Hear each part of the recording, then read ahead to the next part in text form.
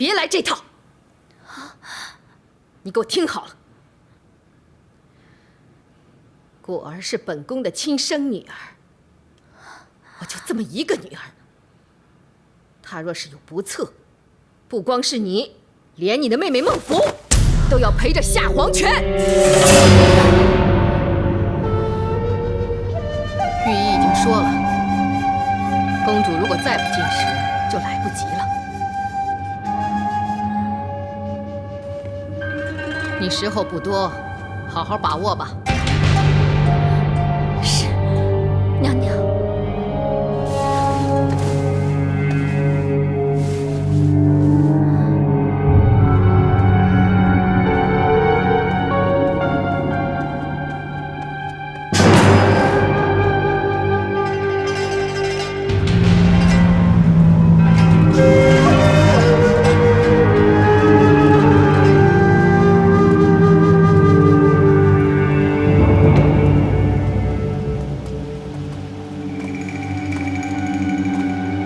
孟凡，奴婢叩见上官大人。免礼。谢大人。看你心神恍惚，所谓何事啊？你不想说就算了，我不会强人所难。啊，请大人别误会，奴婢只是怕耽误大人，让大人为小事而伤神。难得我今日清闲，你不妨直说吧。奴婢有个好朋友病重，危在旦夕，奴婢不知道如何为他解开心结。解铃还需系铃，但是纪灵人已经死了，奴婢如果道出这个事实，只怕是催魂铃而非还魂丹呢。这还不简单？大可虚言作假，欺上瞒下，这等伎俩你岂会不懂？但是这个朋友是奴婢的知心好友，如果奴婢存心隐瞒，就是于心有愧。你知道人在宫中求什么吗？来，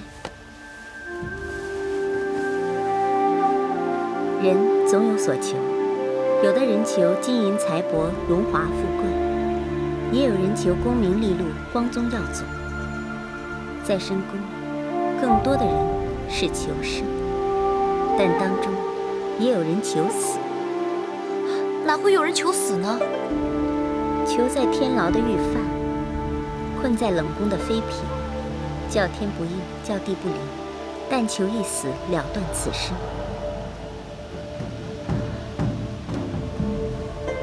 求死还不是最可悲的，最可悲的是一无所求。一个陷于绝望的人，生无可恋，死无可求。人在世上如同行尸走肉，这比死还要悲凉。依大人之见，奴婢若要救这个朋友，就要给他希望。纵然是虚言作假，是海市蜃楼。世事变幻莫测，你又怎知一个谎言，他日不会成为真话？人只有抱有希望，才有活下去的动力。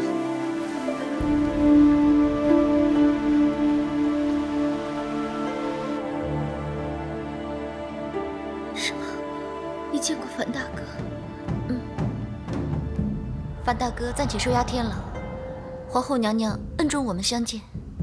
那他现在如何？有没有受刑啊？他受了一点点伤。是果儿连累了他，我要去见他。公主，你绝世多日，身体这么虚弱，又如何走得动呢？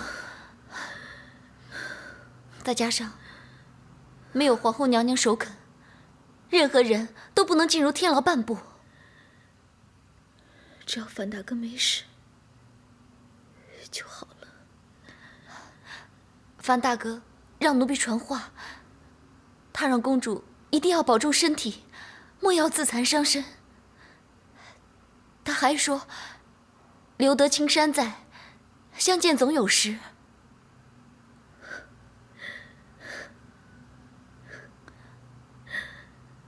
小凡，我饿了，我想吃碗米粥。好啊，米粥好啊，我这就去弄，你等我啊。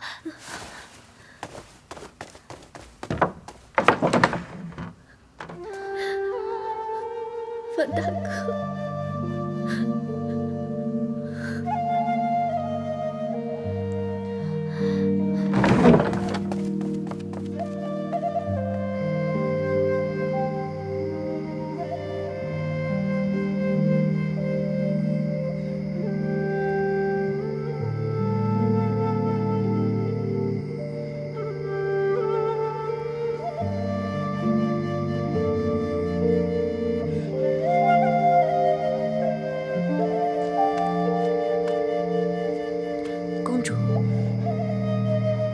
夜冷风凉，虽然你已经禁食3天，但是你的身体仍旧很虚弱。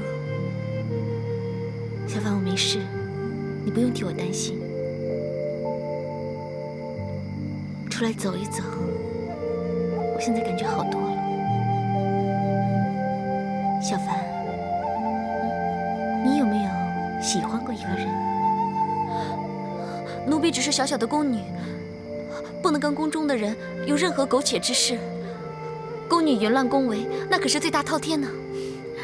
我说你没入宫之前，有没有尝试过爱一个人的滋味？奴婢最爱的就是爹娘跟我妹妹。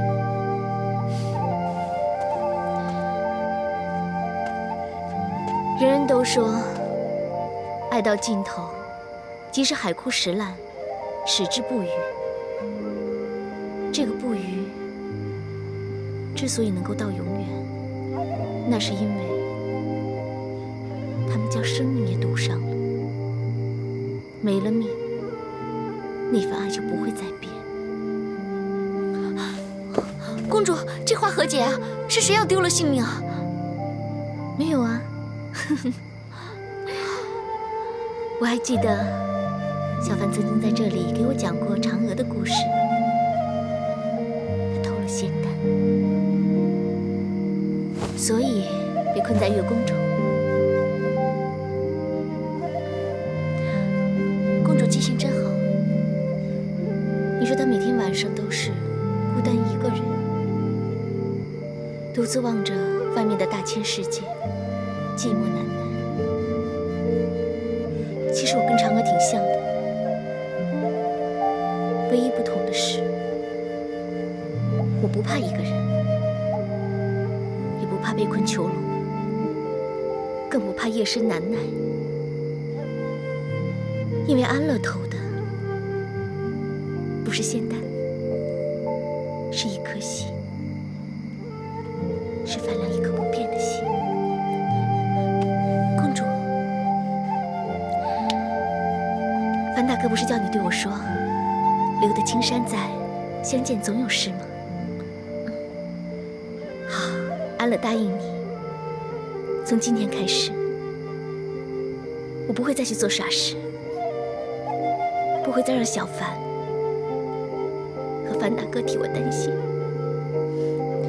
公主能够想通，奴婢就放心了。若然你再见到范大哥，你要跟他说一声。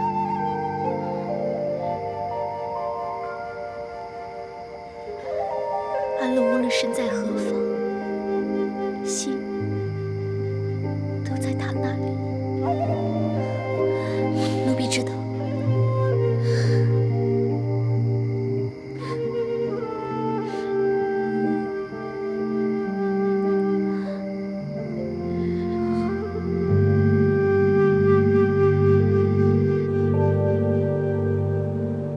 女儿向母后请安。好，坐吧。 谢母后。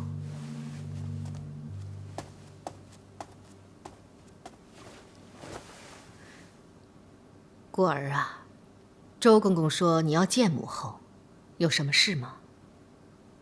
女儿想与母后商量婚嫁大事。女儿决定遵循母后的意思，嫁与武重训。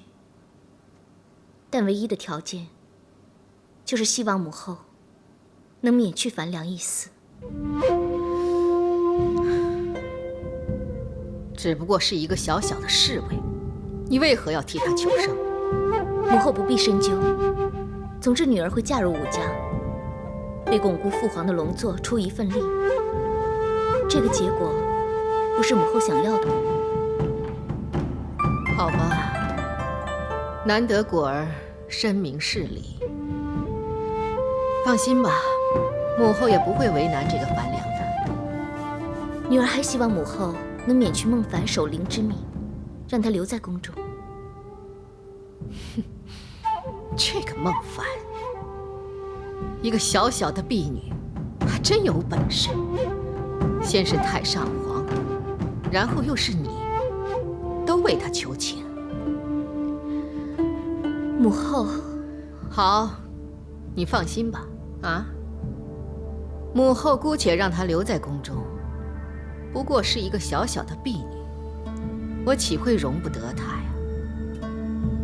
谢母后。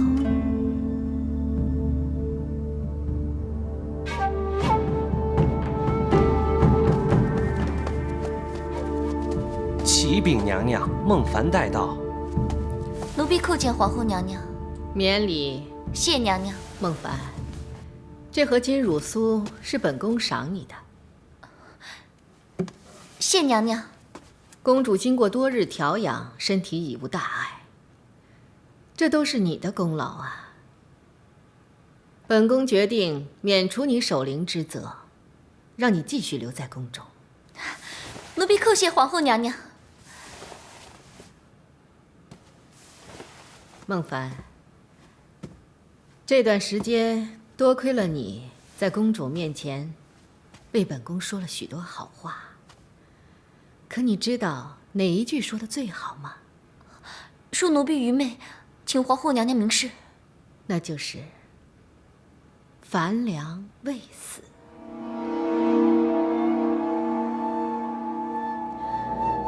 有时候啊，一句谎话要比千句万句真话有效得多。孟凡，这可是你教会本宫的。奴婢也是逼不得已。逼不得已也好，存心所为也好，本宫没兴趣知道。本宫只想提醒你一句：要想谎话不被揭穿，只说一遍是不够的，得说2遍、3遍、4遍，甚至是1000遍，这样谎言才能变成真话。奴婢明白，奴婢一定不会让公主知晓此事。皇后娘娘的教诲，奴婢一定铭记于心。那就好。好了，回去吧，要记得吃啊啊！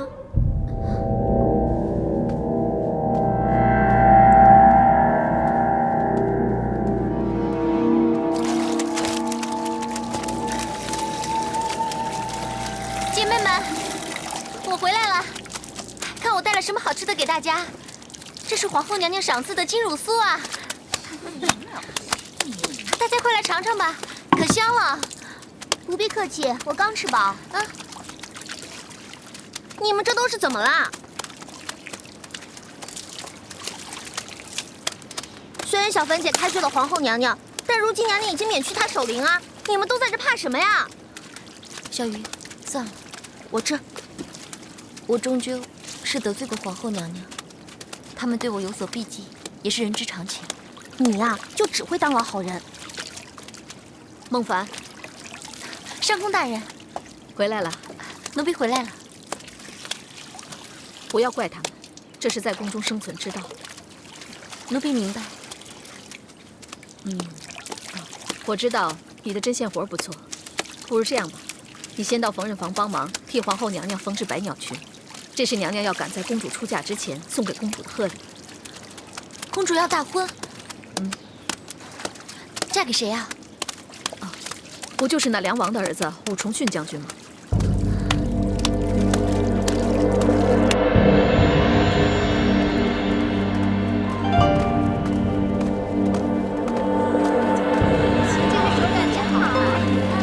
都先停下来吧。从今天开始，孟凡也要跟你们一起统治百鸟群。他的针织手艺已经有了一定的造诣，相信能帮上大家。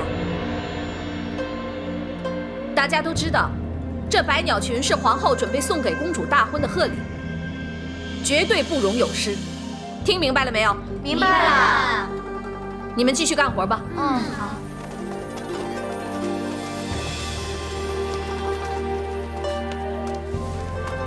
孟凡，你觉得这些羽毛怎么样？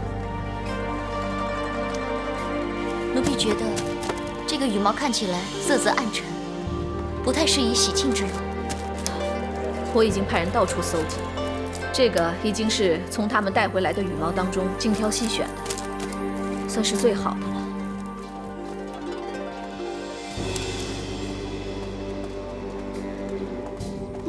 谢谢小凡姐，不客气。好好吃哦，这么好吃的东西他们都不吃，真是暴殄天物。小凡姐，你说皇后娘娘会不会记恨于你啊？应该不会吧？如果娘娘还记恨于心，也不会让小凡姐回来了。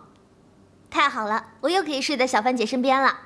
不行不行，你又爱吃又贪睡，还爱打呼噜，你可不能睡在小凡姐身边。现在换我了。不行。怎么不行啊？哎呀，我又不是没听过，没关系了。现在我回来了，没事了。以后呢，大家还像以前一样。姐姐，你说那百鸟裙到底什么样啊？就是将不同雀鸟的羽毛混搭着丝线还有罗捻线织成的裙子。那这样应该很花功夫吧？可是如今最大的问题就是不知道要去哪儿找最漂亮的羽毛。小凡姐，我家乡有很多呀，有白藓、红隼，还有赤腹鹰，它们的羽毛可漂亮了。真的吗？你家乡在哪里呀？岭南呢？岭南啊，太远了。如果要去那么远，搜集那么多羽毛，花费一定不菲。为了一件衣服，似乎有点儿。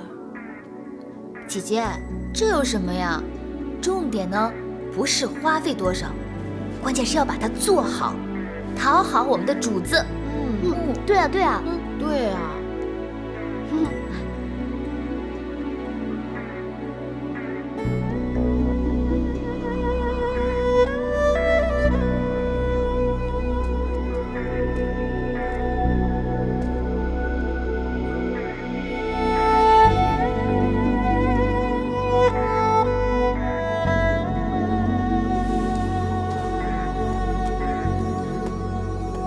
奴婢向公主请安。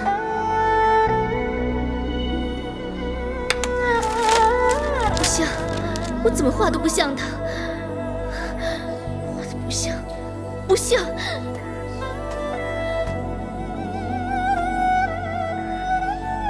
公主，我明明清楚的记得他长得是什么样子，他的眼睛是什么样，鼻子有多高，嘴唇有多厚，我都记得一清二楚。可是，我为什么就不能把它给画下来呢？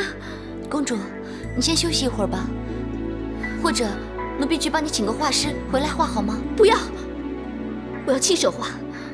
没有人会比我更清楚他长什么样子，没有人比我更了解他。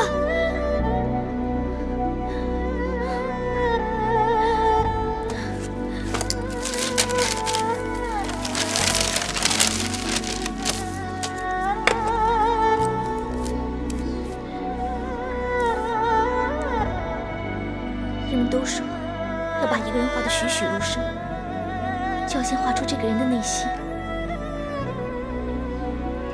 在这个世上，还有人比我更了解他吗？公主，你就快要出嫁了，不要再这样折磨自己了，好吗？无论嫁谁也好，我心中的驸马就只有樊良一个，不会再有其他人。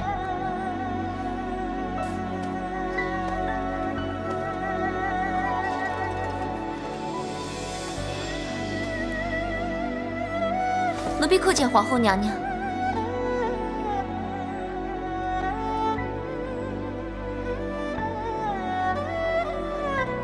过儿啊，听说你这几天吃的很少啊。那些奴才真多事。你可要保重身体呀。谢母后关心。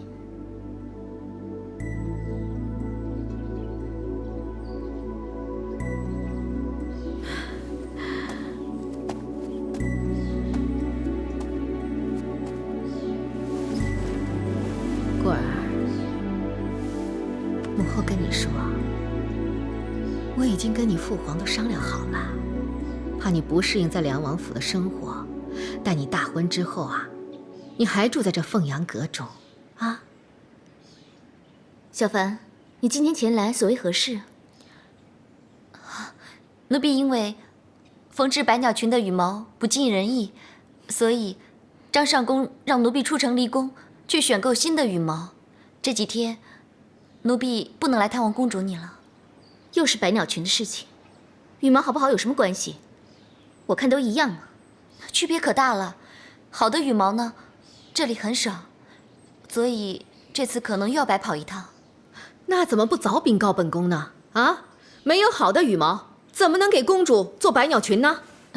回皇后娘娘，奴婢听同伴们说，最好的羽毛在岭南，那里有很多的雀鸟，色彩斑斓。好，本宫马上派人到岭南去收购百鸟羽毛，给公主做百鸟裙。可是奴婢觉得不妥。怎么不妥呀？啊？百鸟裙，那岂不是要100只鸟的羽毛？那就要杀100只，那有什么关系啊？你要知道，我只有这么一个女儿，我女儿大婚，当然要用全天下最美丽的东西。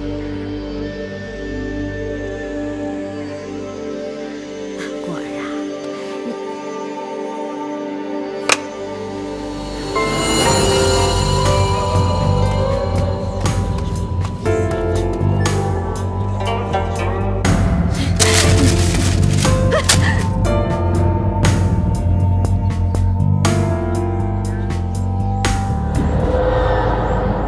启奏皇上，南雄、曲江、始兴、乐昌、翁源、仁化、佛冈等县鼠害泛滥，千万成群。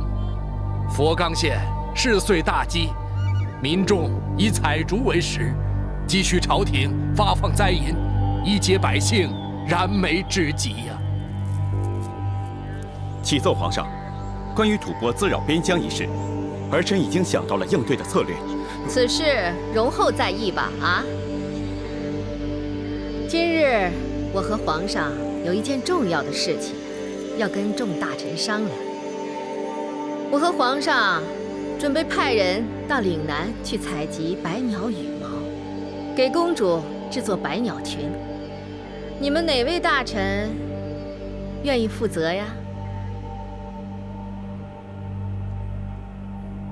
怎么，竟然没有人愿意负责吗？回皇上，微臣认为应该在京都附近采集，何须南下千里呀？要能如此，皇上怎么可能舍近求远呢？刚才凤阁侍郎张大人已经提到了，广东一带鼠患为害，佛冈大饥，朝廷未能赈灾，反而劳师动众，大费周章，只为了一件百鸟裙。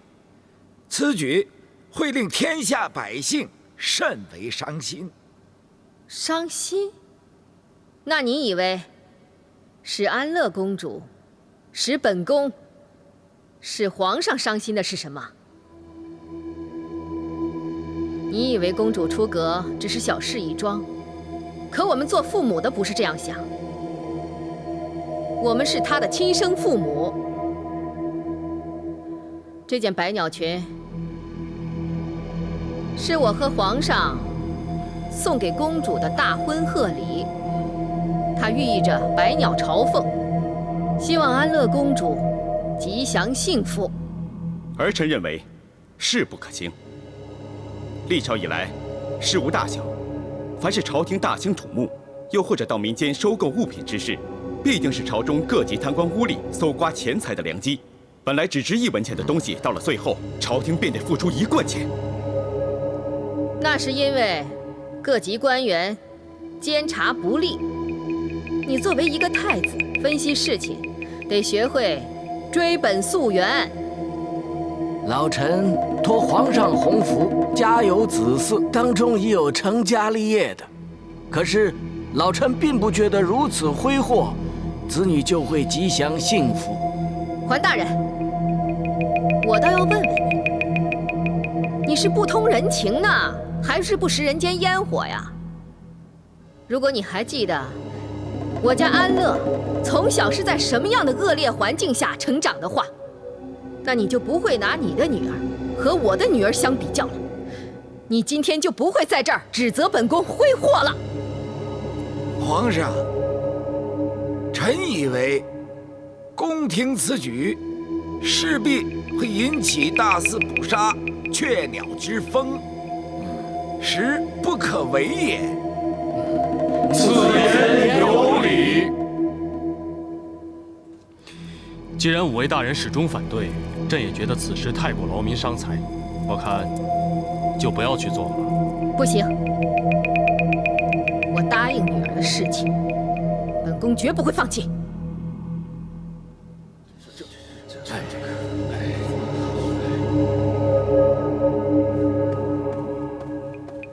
奴婢叩见皇后娘娘。免礼。谢娘娘。孟凡啊，你给本宫出出主意。本宫要在公主出嫁的时候，用最好的羽毛为她做嫁衣。可是我这想法被皇上他们给否掉了。你有什么好主意，可以让本宫将此事继续下去啊？回娘娘，奴婢觉得，其实公主并不在意那百鸟裙。娘娘真要如此大费周折吗？这我当然知道。哎呀，可身为人母，谁不希望自己的女儿出嫁的时候能嫁得风风光光、体体面面的呀？再说，我已经答应她了。娘娘果真用心良苦。为了樊良，果儿茶不思饭不想，终日愁眉不展。我这为娘的看了心疼啊。娘娘这番苦心，公主会理解的。孟凡啊，你有什么主意呀？让本宫能够达成这个愿望。娘娘放心，待奴婢好好想想，一定让娘娘如愿以偿。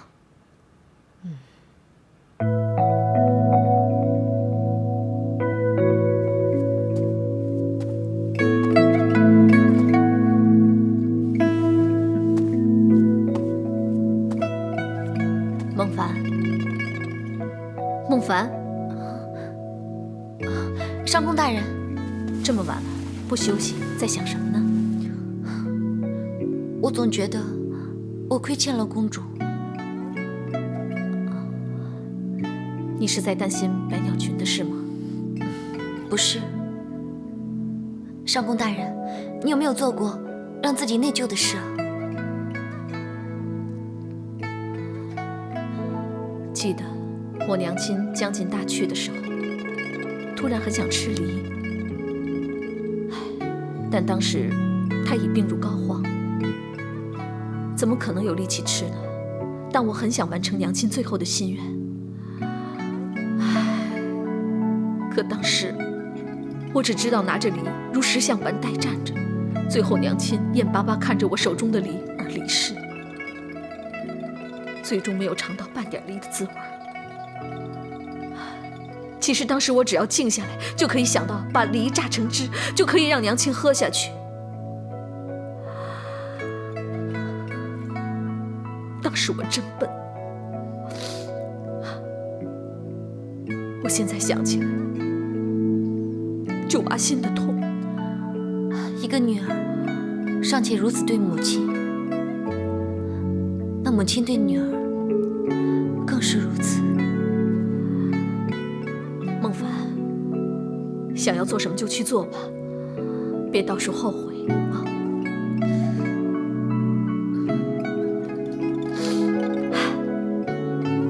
好了。快休息吧。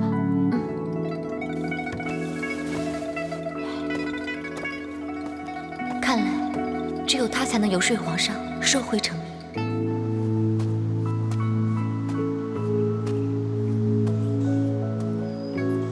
皇上，婉儿知道皇上为了公主的百鸟裙一事而心烦。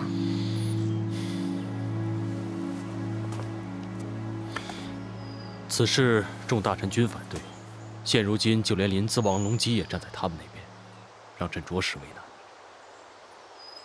皇上，你是否记得当年你们一家人被幽禁在黑布包围的庭院中？安乐公主就是自幼在那种恶劣的环境中成长的。皇上，皇后娘娘她是心疼女儿，想要为女儿做一些补偿，才会执意要为安乐公主做一件百鸟裙作为嫁衣。难道皇上就不能够理解吗？婉儿，朕并非不能理解皇后娘娘爱你之心，但是你也要知道，群臣的反对不无道理，朕岂能够一意孤行？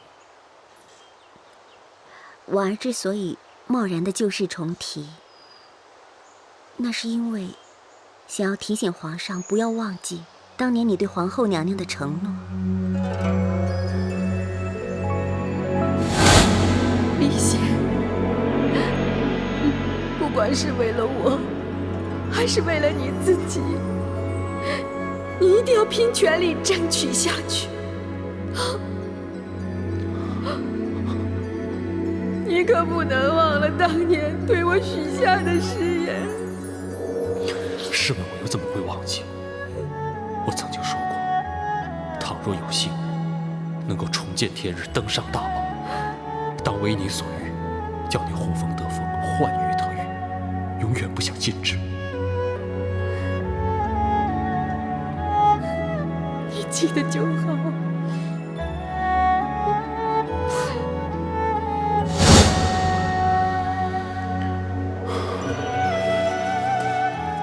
当年朕自是无能，但是现如今，朕已重登大位，又岂能不权衡利弊，以国家为重？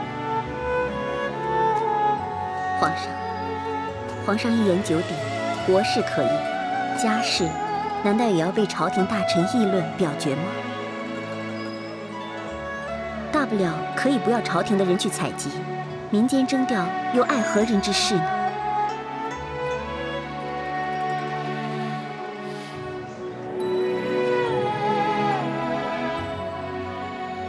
这次张柬之他们再也不能阻挠本宫做百鸟裙了。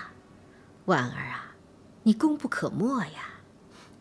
婉儿只不过是做分内之事罢了。来，趁热吃。这个呀是驼蹄羹，多吃一点，美容养颜的。谢谢娘娘。其实这次婉儿真不应该出面，只不过想到安乐公主自小受的委屈，便能理解娘娘对女儿的一片用心。如果婉儿有做出未顾及身份和后果的事，还望皇后娘娘恕罪。哎呀，谁对本宫好，谁不把本宫放在眼里，本宫一清二楚。婉儿啊，只要你今后对皇上和本宫忠心不二，本宫绝不会亏待你。谁要是处处针对本宫，本宫也不会让他好过。这次孟凡也为娘娘的事出力不少。对，这孟凡确实出了不少力，可这孟福就不一样了。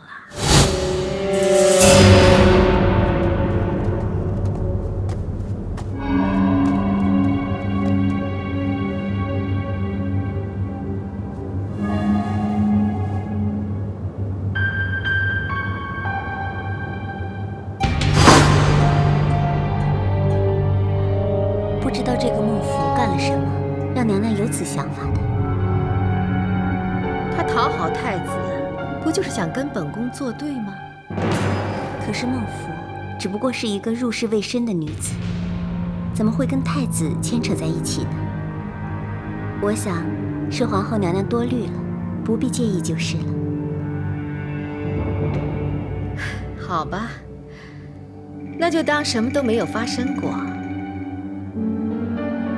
反正身边留着一条没用的狗，既然它不长眼，那我就把它送给太子好了。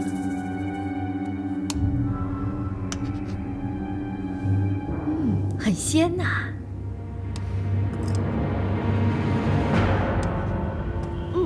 这个真好吃。小凡姐，下次要多带一些给我们啊，这个好吃。有什么好吃的？啊？鲁公公，公公，今天怎么这么巧啊？我们这边有很多好吃的，要不就一起吃吧。谢谢了，孟福，我正是来找你的。公公找我有什么事啊？是这样的，从明天起你就不用伺候皇后娘娘了。为什么？我也不知道，这是皇后娘娘的懿旨。从明天起，你到东宫伺候太子殿下，你就先准备一下吧。我先走了，啊。卢公公慢走，慢走，卢公公慢走。小福姐，你干嘛这么忧愁啊？伺候谁不都是一样的吗？就是。小福，你很讨厌服侍太子吗？我只想服侍皇后娘娘。娘娘待你很好吗？就算是这样，也许太子会对你更好呢。你不要再杞人忧天了，好不好？姐姐，我看的是将来，不是现在的好与坏。你说，太子有可能登基吗？小福，你在说什么呀？这可是死罪呀！良禽择木而栖，谁都知道，太子不为娘娘所爱，而皇上又如此的宠爱娘娘。试问，娘娘怎么会选一个她不喜欢的人继位呢？如果要我跟着一个没有前程的太子，干脆让我早死投胎算了。小福，你说的这是什么话呀？不要乱说。那，就算你一直服侍皇后娘娘，也未必是好事啊。我想一个人静一静。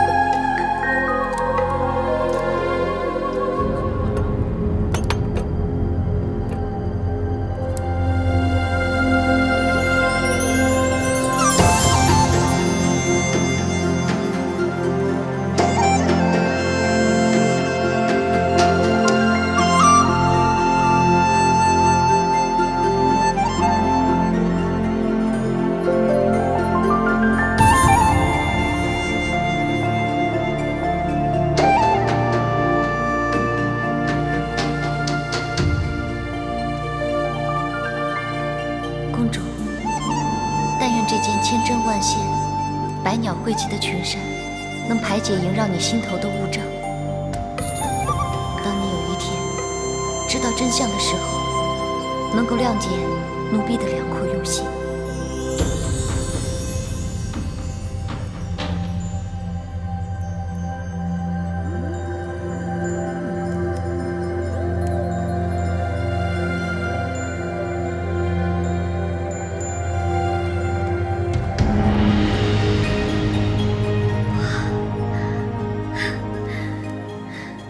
公主喜欢吗？喜欢，非常喜欢。你一定花了不少心血，谢谢你。其实公主应该感谢的是皇后娘娘。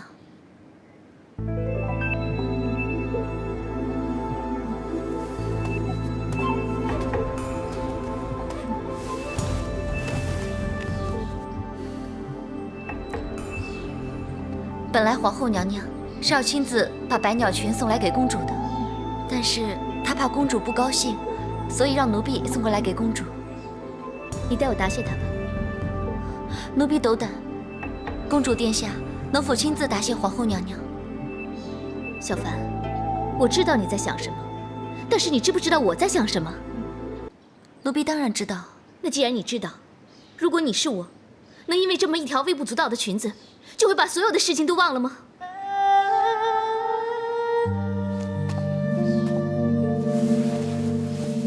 当然难以忘记。可公主殿下跟皇后娘娘之间就只有这些吗？奴婢知道，皇后娘娘产下公主的时候，正好流放于房州途中。当时皇后娘娘连一块蔽体的布都没有，皇上就脱下自己的外衣给公主裹上，所以皇后娘娘才给公主取名叫果儿。开心与不开心，只是一念之差，不为别人，只为自己。公主殿下应该让自己开开心心，珍惜拥有的，忘记得不到的。如果公主殿下一定要抱残守缺，那就应该问问自己，自己希望以后的人生要怎么样过呢？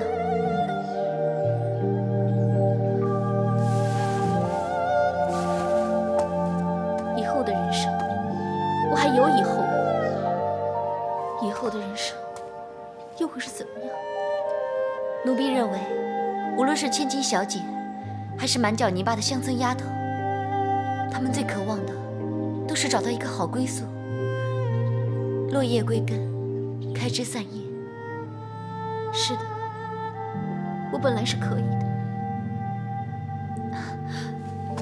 公主，你很快就可以了呀。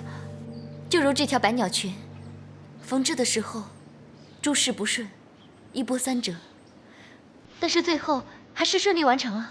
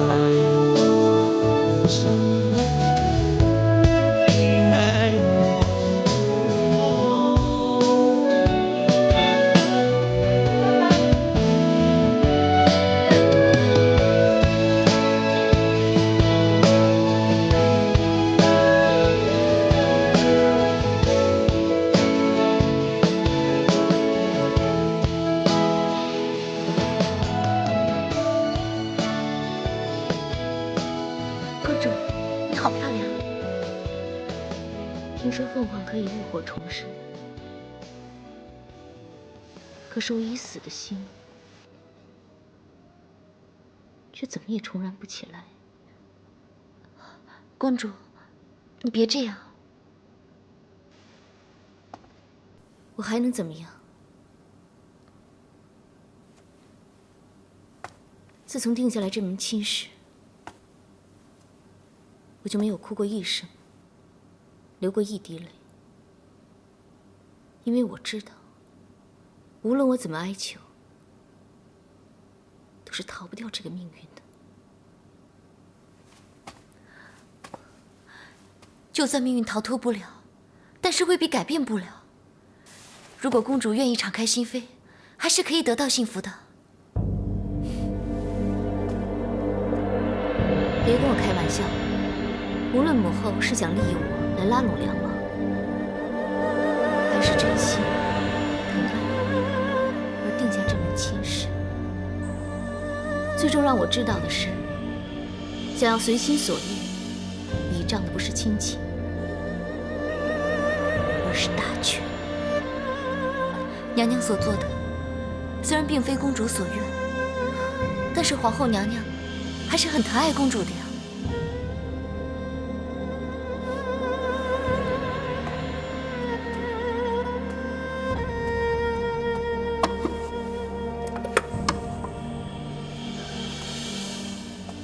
公主，你要做什么？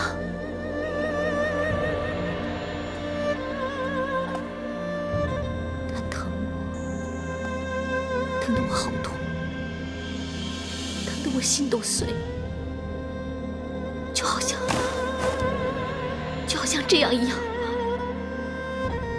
把我的皮一下一下一下一下一下一下一下一下一下一下。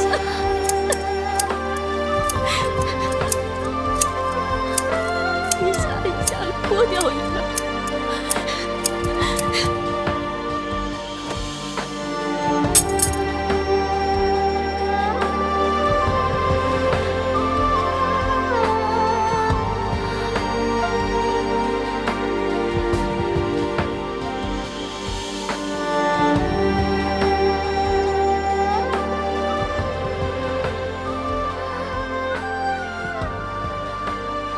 凤凰的羽毛脱落了，我的心也死了。从今以后，我不再守护，我会狠狠地把我自己的心埋葬掉，这样我也就不会再痛了，不会痛了。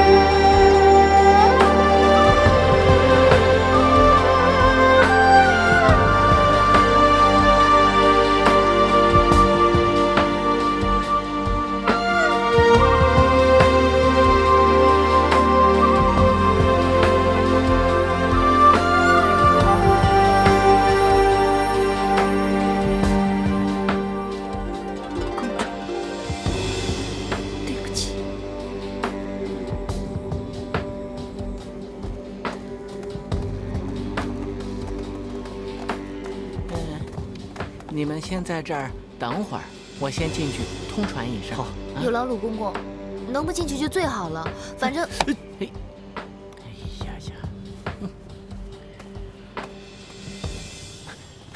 你怎么这样说话呢？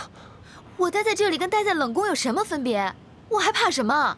喂，这可是太子宫殿，不能乱说话的。太子又不是皇后所生，太子的位置有一天会被安乐公主取代也不一定啊。我根本就没有出头的机会了。快闭嘴啊！你活腻了不成啊？这种话你也敢说出来，让人听见，以后有你好受的。你看他呀，在宫中待了这么久，就没见过胆子这么大的，真是……秀梅姑姑，衣服都洗好了吗？怎么还不拿进去啊？这新来的好大胆！闭嘴！我还不耳聋，这种犯上的话，我听一次还不够吗？要你们再来重复，还站着干什么呀？快点干活去！奴婢告退。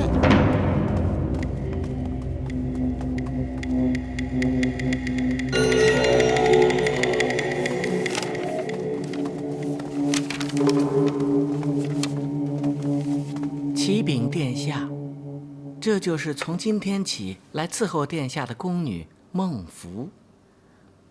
孟福叩见太子殿下。这种小事就不用告诉我了，王公公，你看着办吧。是，奴才告退。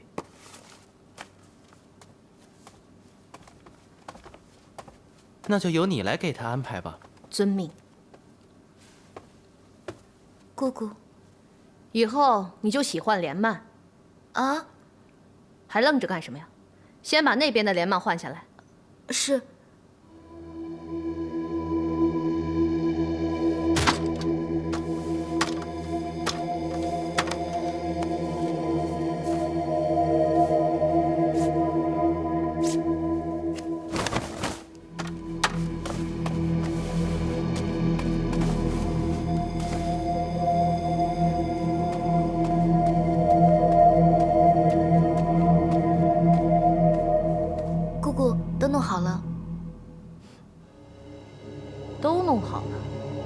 我说的可是店里所有的莲蔓，所有的莲蔓，就我一个人啊？嗯。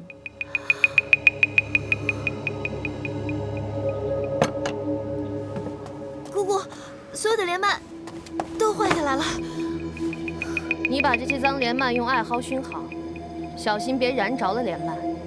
要是有任何弄污损毁，你就是当10辈子宫女也赔不起。是。走，我们过去。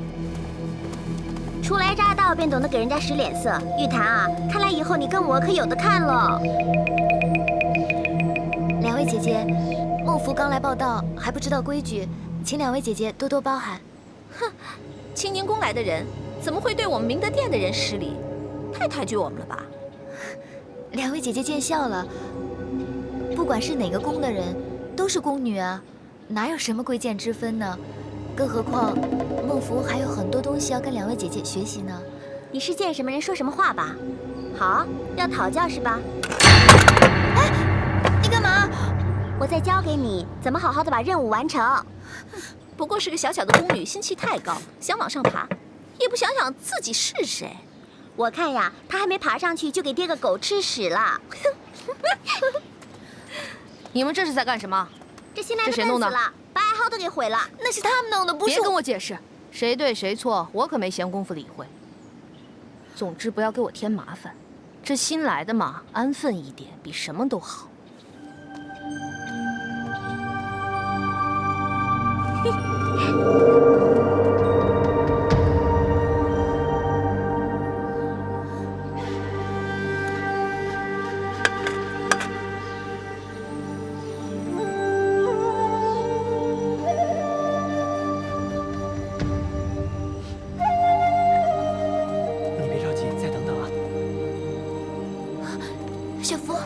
小福，你怎么这么晚才回来呀？在太子那边当差很累吗？姐，小福，谁欺负你了？那何止只是欺负，让我一个人更换整个大殿的帐帘不说，而且还给我下马威呢。这明德殿的人真的以为我是好惹的？你看着好了，哪一天我出人头地，我一定要他们好看。小福，你先别着急，让我想想办法。如果那里真的待不下去的话，看看能不能换个地方。这是皇后娘娘的懿旨，还能有什么办法吗？我真的不知道我是哪里得罪了皇后娘娘吗？我那天只不过跟太子多说了几句话而已，皇后娘娘看见了，她就不高兴了。这未免也太小心眼了吧！嘘，在这里不要乱说话，会死人的。其实太子他根本不认识我呀，这女人实在是……好了好了，小福，越是不让你说，你还越说得起劲儿。姐姐，皇后娘娘心情变幻无常，她开心的时候，说不定她会原谅我。安乐公主她这么宠幸你，姐姐，你就帮帮我吧。我明天呢会去看望安乐公主，到时候我看着办吧。好了，这不是一天半个月能解决的事情。小福已经很累了，赶紧回去休息吧，明天还得干活呢。天哪，我真不知道还能熬多久。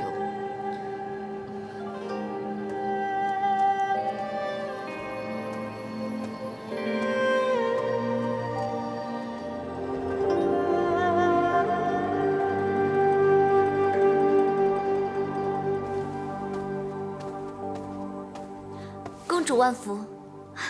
小凡，你来了，快来陪我聊聊天，我都快闷死了。来，坐。奴婢不敢与公主平起平坐。让你坐你就坐嘛，干嘛要跟我见外呢？谢公主。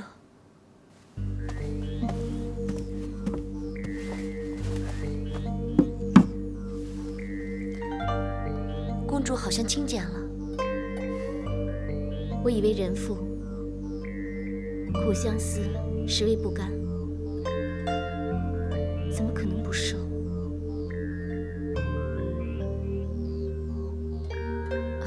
公主，奴婢做了公主最爱吃的香酥牛肉饼，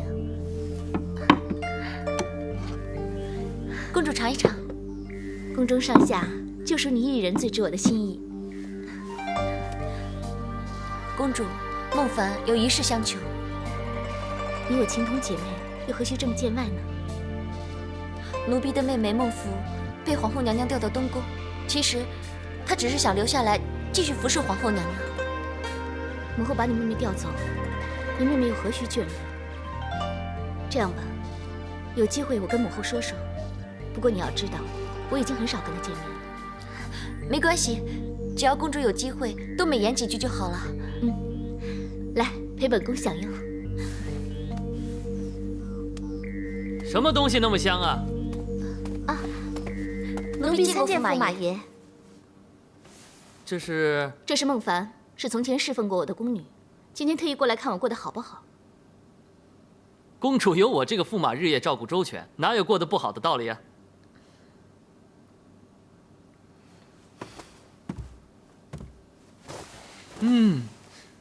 你带来的是牛肉饼。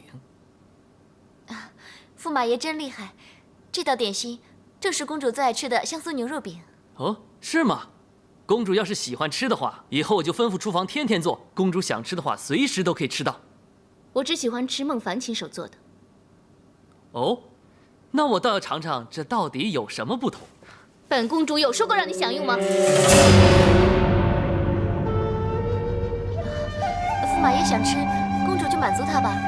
奴婢以后再给公主做就是了。多谢孟凡，那本驸马就……不可以！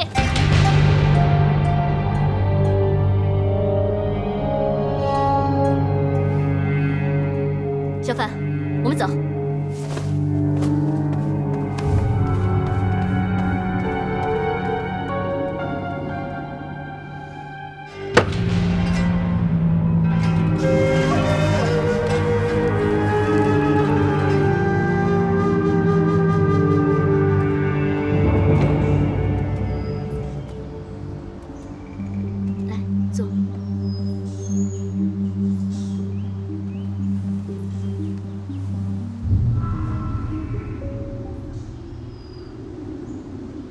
奴婢看得出，其实驸马爷对公主事事用心，照顾周全。那不叫用心，那叫谄媚。倘若我不是公主之身，看武重训那王八崽子，还会不会对本宫照顾周全？公主，此等话语，怎可出自堂堂公主之口啊？有时候，我真希望自己不是公主，那就可以跟自己喜欢的人双宿双栖，平平静静的白头偕老。小凡，你可有樊良的消息？还没有。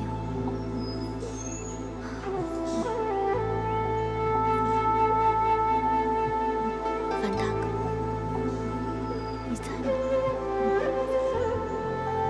你知不知道我每天都在为你牵肠挂肚？公主，奴婢觉得，只要公主细心留神，就可发现，其实驸马爷也对公主疼惜有加。恐怕疼惜的只是我背后能给他带来的荣华富贵。世上能全心全意待我的，除了樊大哥，别无他人。但愿母后言而有信，会善待樊大哥。本来想拜托公主的事，这事无论如何也说不出口。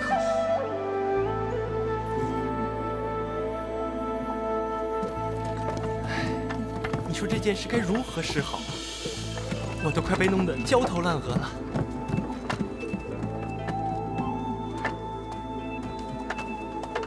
哎，真是没办法。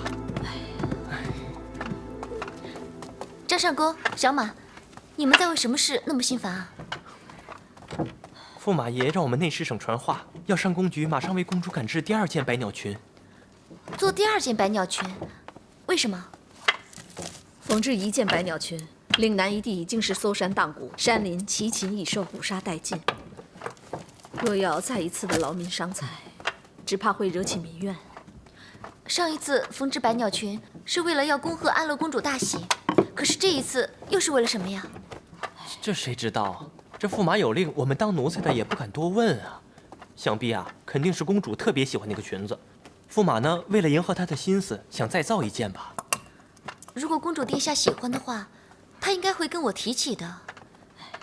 天子脚下，连江山都是帝皇家的，咱们这些做下人的只能听命行事。孟凡，你明天再到城中帮忙采购所需物品，我现在就去把清单抄一份给你啊。奴婢遵命。孟凡，明天我陪你一起去吧，省得你一个人忙不过来。有劳小马了。我先走了。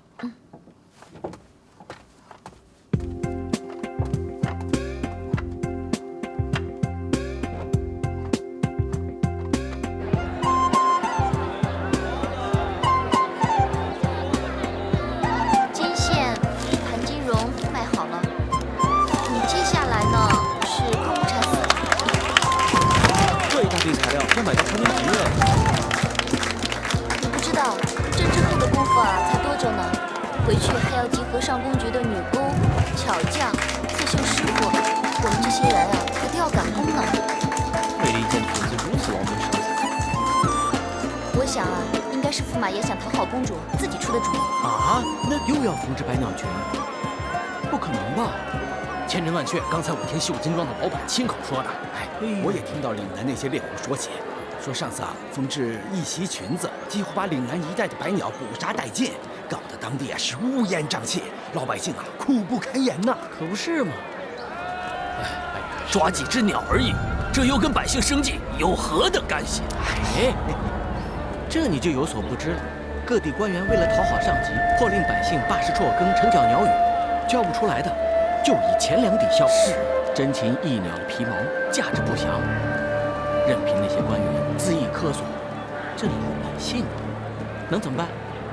只能任由宰割呀！这世道哪还有天理可言呢？天子之女，盛言难为。我们这等平民老百姓，只有叩首听之的份儿。你还想怎么样啊？就是。那可不是安乐公主。皇家之事，切莫妄言，小心祸从口出。散了吧，散了吧。走。哎呀，你干嘛拉我呀？我不拉你走的话，我怕你体无完肤啊。我不想公主被百姓误解。第1件裙子是皇后娘娘为恭贺公主大婚而缝制的。这件百鸟裙又是驸马爷想讨好公主而缝制的，全部都跟公主无关呢。可是你跟他们说，他们听得进去吗？啊？要是被他们知道我们是从宫里出来张罗这事的，我怕他们迁怒于我们。可是什么呀？还有这么多东西没买呢，买完赶紧回宫吧。我总觉得留在宫外不安全啊！别生气了，好吗？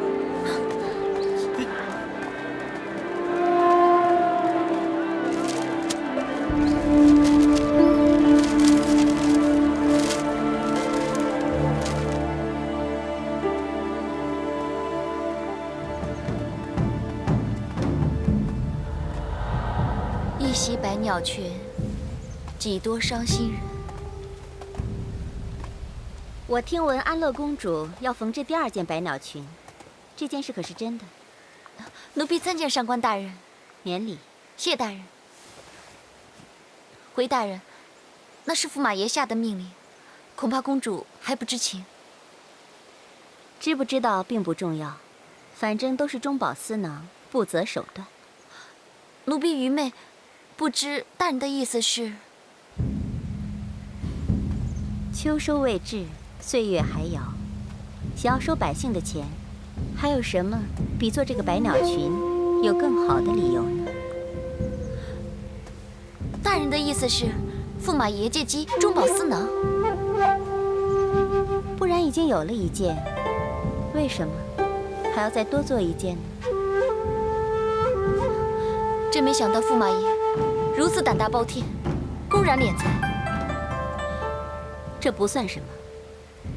你可知道驸马爷要在昭成寺铸造一个百宝香炉，所费多少？不就是一个香炉吗？花费应该不用上千两吧？1000两，1000两只不过购买香炉的一条腿。小月，我们走吧。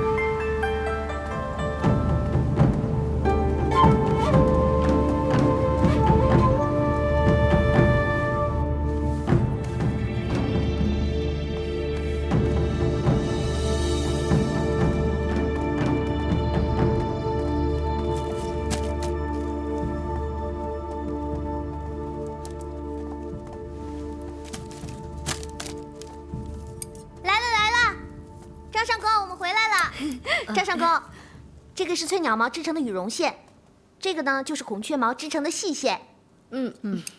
很好。那你们拿到后面去吧。好的，走。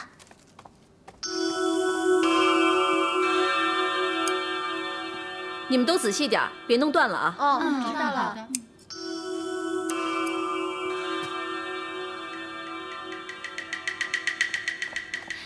张上公。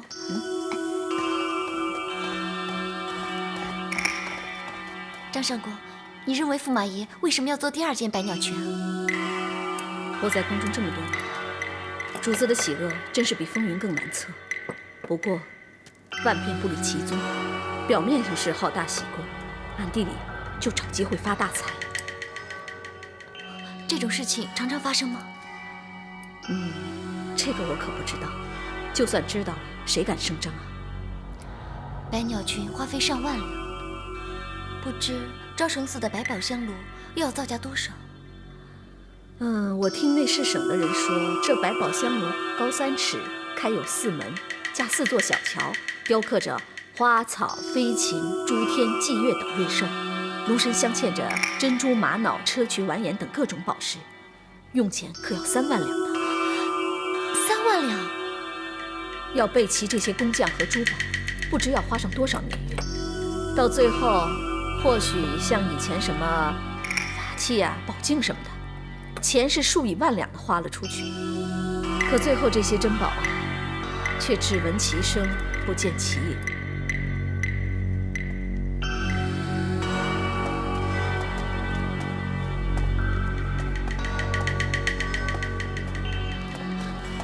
此话当真？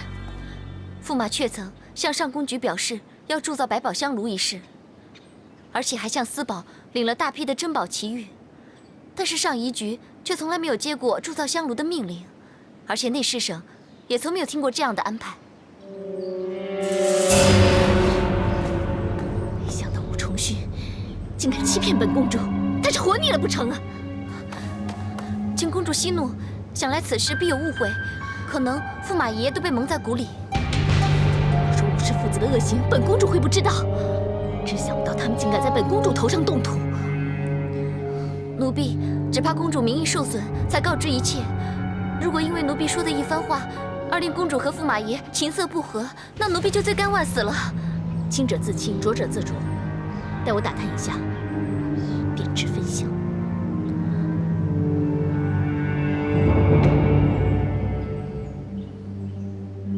儿臣参见父皇。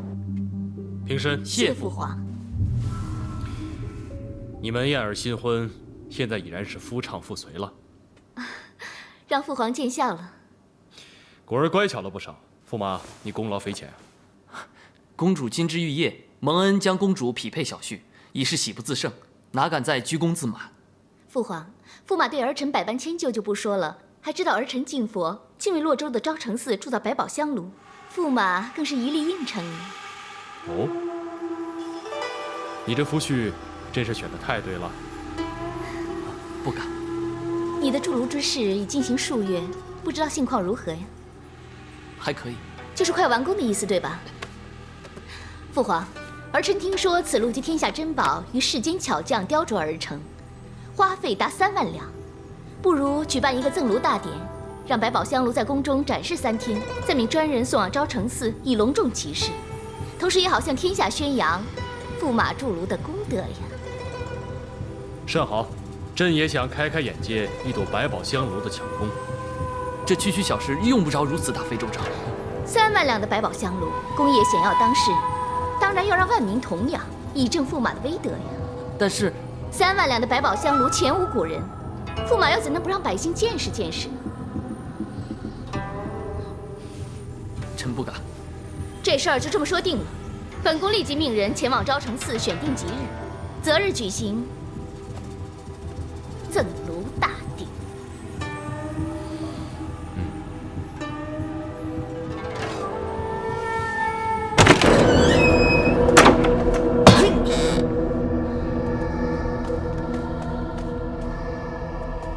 怎么了，驸马？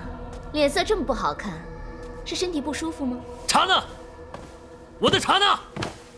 谁准你不理本宫的？是本驸马不对，本驸马注定要向公主卑躬屈膝，公主当然可以目中无人，当然可以逼死本驸马了。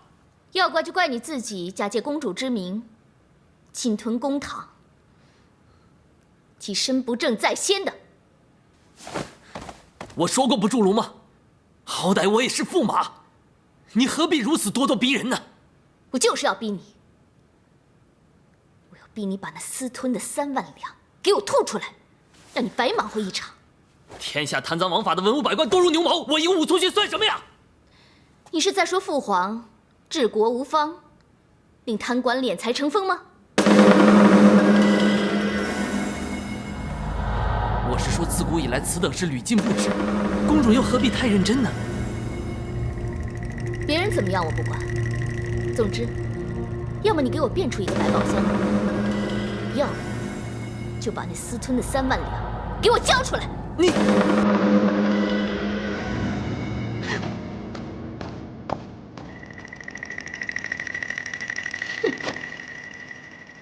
我已启奏父皇，择日举行赠炉大典。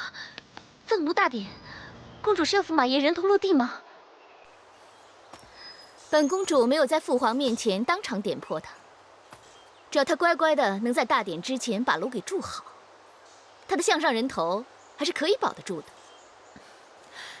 公主何必要驸马爷如此难堪呢？他又不是本公主的心上人，本公主对他已算万分仁慈了。你没有看到他在父皇面前有多丢人呢？话虽如此，但是公主跟驸马爷以后总是要朝夕相对呀。更何况驸马爷对公主总算不赖，说不定你们俩以后还能日久生情呢。没这个可能。你觉得本公主是那种朝秦暮楚的女人吗？我的心啊，无时无刻的不在等着樊良他来接我呢。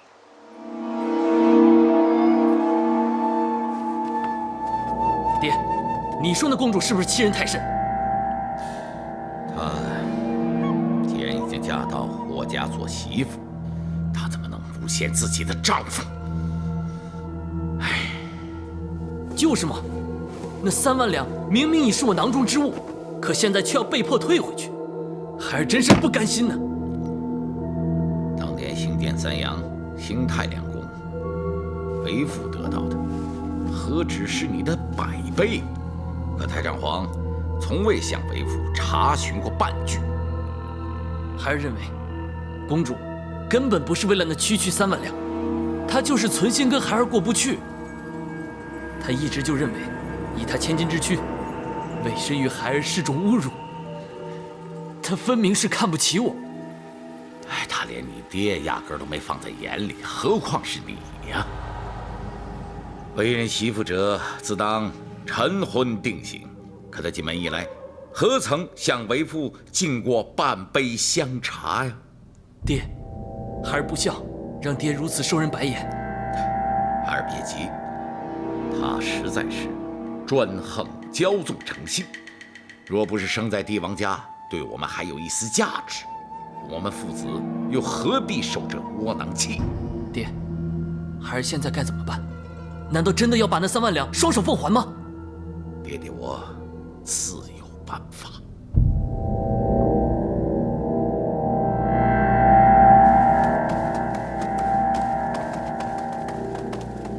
参见马爷。免礼。百鸟裙做好了吗？百鸟裙已经做好了，把裙子拿上来。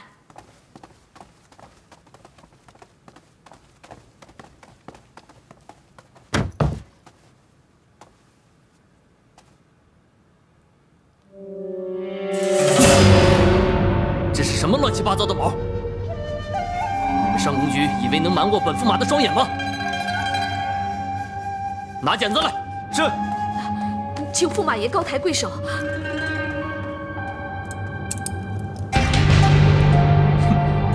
驸马爷，哎，驸马爷，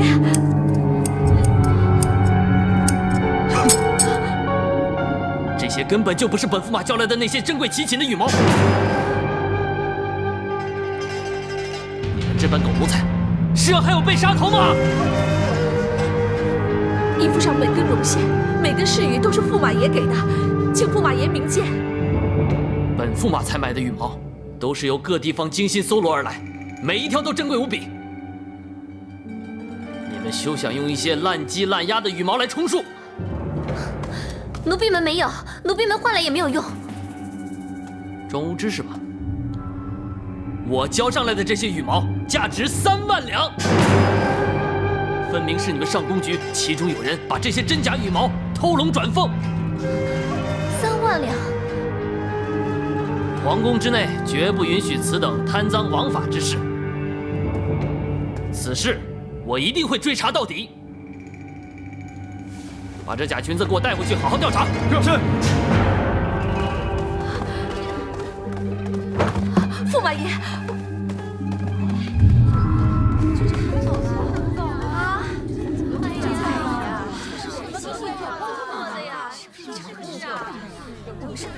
为了驸马爷呀！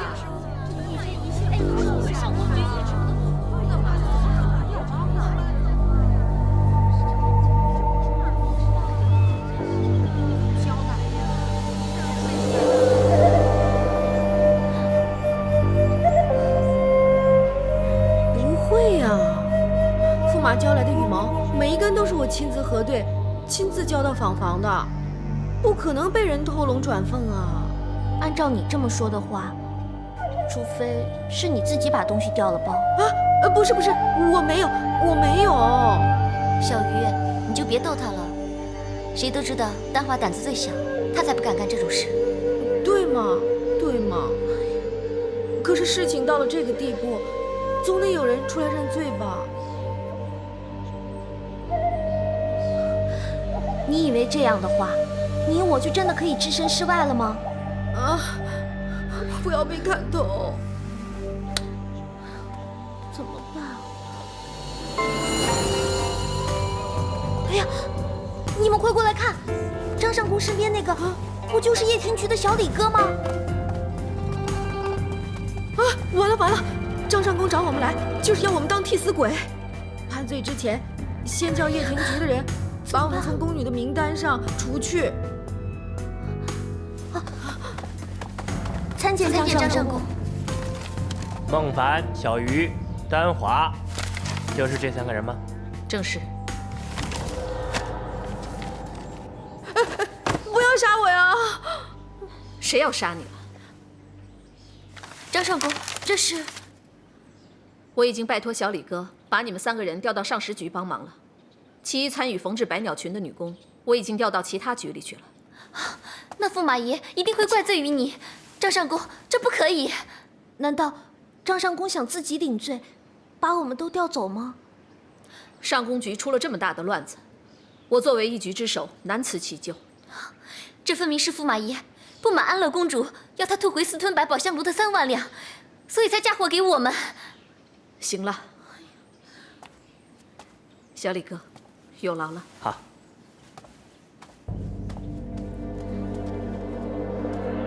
宫闱之内怎么能口出胡言呢？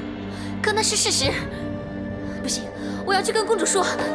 孟凡，我们这些当奴才的，小命早就交给主子了，是生是死，跟事实的对错完全不相干。你怎么到现在还不明白这个道理呢？那也不能由你一个人来扛呀。驸马爷只是借上宫局来反抗安乐公主，死一个跟死100个对他来说根本没有区别。我已经跟各局打好招呼了，调走一个是一个。张上公，你说的对，明天啊，我们赶紧去上食局报到吧。走吧，这是我给你们最后的事儿。可是，你今天仍然是我上宫局的人，可不能不听命令。